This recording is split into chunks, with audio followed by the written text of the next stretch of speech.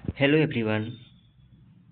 आज हम आप लोगों के बीच करेंट अफेयर और एनसीईआरटी से रिलेटेड बहुत सारे फैक्ट को प्रस्तुत करेंगे और ये जितने भी फैक्ट होंगे ये बिहार राज्य द्वारा सरकारी विद्यालय में प्रतिदिन चेतना सत्र के लिए प्रस्तुत किए जाते हैं। और ये जो इसमें बहुत सारे ऐसे फैक्ट होंगे जो एनसीईआरटी से रिलेटेड एससीईआरटी से रिलेटेड देखने को मिलेंगे और जो नए करेंट अफेयर है जो अपडेटेड है वो आप लोगों को देखने को मिलेगा। तो आइए बारी बारी से हम सभी क्वेश्चनों को करने का प्रयास करते हैं।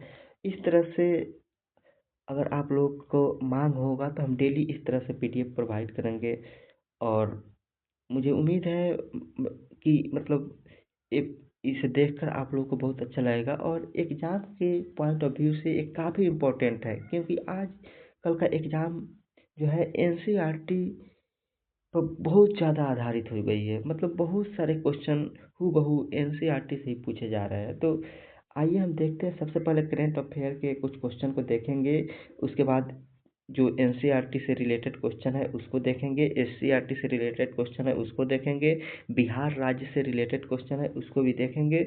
इस तरह से डेली विद्यालय में बहुत सारे इस तरह से डेली विद्यालय में पीडीएफ आता है जो बच्चों को बताया जाता है, जो बिल्कुल बुक से ही क्वेश्चन होते हैं और जो करेंट अफेयर होते हैं अपडेटेड होते हैं, जो एग्ज़ाम के पॉइंट ऑफ व्यू से बहुत इम्पोर्टेंट मोस्ट इम्पोर्टेंट होते हैं। तो आइए हम बारी बारी से सभी क्वेश्चनों को आपके बीच रखते हैं और सभी को एक एक करके देखते जाते हैं। तो देखिए, सबसे पहले मोन्था नामक तूफान की उत्पत्ति किस खाड़ी या सागर में हुई थी? तो ये हुई थी बंगाल की खाड़ी में। कहाँ हुई थी? बंगाल की खाड़ी में। आइए देखते हैं, आसियान का मुख्यालय कहाँ है? जकार्ता। आसियान का मुख्यालय कहाँ है? जकार्ता में है। उसके बाद हम बात करेंगे आसियान 2025 शिखर सम्मेलन का आयोजन जो वर्तमान में किया जा रहा है, तो ये कहाँ पर किया गया? कुआलालंपुर मलेशिया में। कहाँ पर किया गया? कुआलालंपुर मलेशिया में। आइए हम आगे बात करते हैं, अंतर्राष्ट्रीय सौर संगठन का मुख्यालय। देखिए, अंतर्राष्ट्रीय सौर संगठन का मुख्यालय गुरुग्राम हरियाणा में है। अंतर्राष्ट्रीय सौर संगठन का मुख्यालय कहाँ है?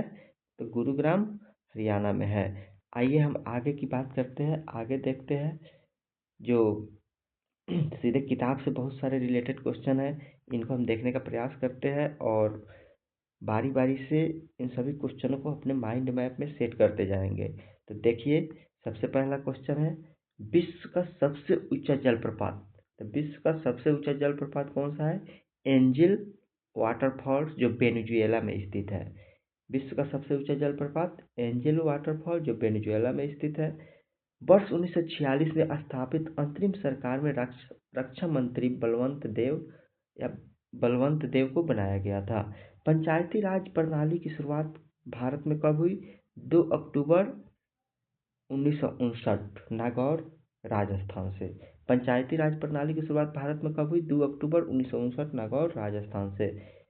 भारत में रजत क्रांति किससे संबंधित है? रजत क्रांति इसे ये जो है अंडा और चिकन उत्पादन से संबंधित है। रजत क्रांति का संबंध किससे है? अंडा और चिकन उत्पादन से है। भारत में हरित क्रांति का जनक कौन है? तो भारत में हरित क्रांति का जनक एम एस स्वामीनाथन है। भारत में हरित क्रांति का जनक एम एस स्वामीनाथन है। अगर विश्व में हरित क्रांति का जनक पूछा जाए तो नॉर्मन बोरलॉग। हरित क्रांति नाम देने वाले कौन थे? William God. हरित क्रांति नाम देने वाले कौन थे?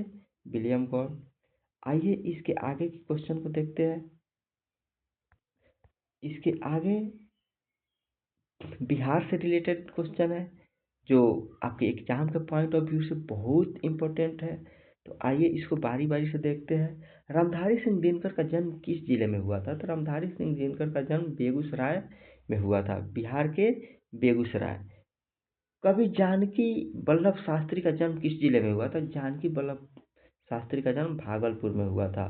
तो कवि जानकी वल्लभ शास्त्री का जन्म कहाँ हुआ था? तो भागलपुर में हुआ था। फणीश्वर नाथ रेणु बहुत इंपॉर्टेंट, बहुत सारे एग्जाम में पूछे जाते हैं। फणीश्वर नाथ रेणु का जन्म किस जिले में हुआ था? अररिया। किस जिले में हुआ था? अररिया जिले में हुआ था। फणीश्वर नाथ रेणु का जन्म अररिया जिले में हुआ था। विद्यानंद झा विद्यापति का जन्म किस जिले में हुआ था? तो इनका जन्म हुआ था दरभंगा में। राम वृक्ष बेनीपुरी का जन्म किस जिले में हुआ था? तो राम वृक्ष बेनीपुरी, कलम का जादूगर राम वृक्ष बेनीपुरी, इनका जन्म हुआ था मुजफ्फरपुर में। तो ये भी बहुत इम्पोर्टेंट क्वेश्चन है। तो राम वृक्ष बेनीपुरी का जन्म मुजफ्फरपुर जिले में हुआ था। तो आज का बिहार का रिलेटेड ये सारा क्वेश्चन हो गया, और बस इतना ही क्वेश्चन आज का आपके सामने मैं प्रस्तुत कर रहा हूँ। इस तरह से डेली बहुत, मतलब इस तरह से डेली इतना इतना करेंगे तो बहुत सारे क्वेश्चन को हम एनसीईआरटी एससीईआरटी से रिलेट कर पाएंगे।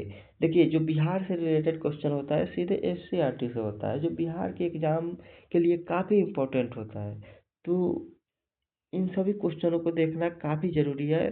ज़्यादा नहीं, कम से कम 5 से 7 मिनट का हम वीडियो बनाएंगे डेली, और मात्र 5 से 7 मिनट आपको टाइम देना है बस। उतना में मुझे उम्मीद है कि आपके एग्ज़ाम का बहुत सारे क्वेश्चन कवर हो जाएगा। जो क्वेश्चन एनसीईआरटी से पूछे जाते हैं, एससीईआरटी से पूछे जाते हैं, जो करंट में अपडेटेड है, वो निश्चित रूप से आपको लाभदायक होगा।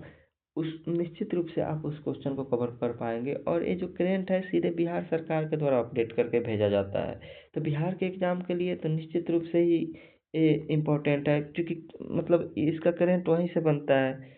तो देखिए इस वीडियो को, और ज़्यादा से ज़्यादा शेयर कीजिए, लाइक कीजिए, ताकि मुझे भी मोटिवेट मिले इस तरह से आगे वीडियो बनाने में। Thank you very much.